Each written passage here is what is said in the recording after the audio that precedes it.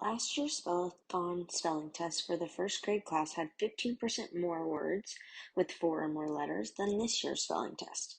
Next year, there will be 5% less than this year. What percent more words have 4 or more letters in last year than next year? So we're going to compare last year to next year. It says last year has 15% more, which means last year is going to be 115. 100 from this year and 15 extra. So this year will be represented by 100.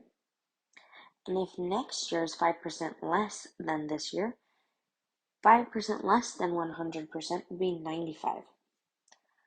We're going to compare last year to this or to the next year.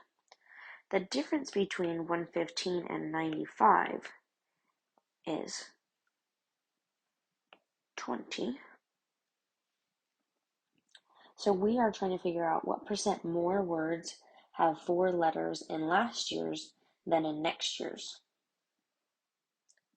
Since it's being compared to next year's amount will be on the bottom. The difference would go on the top.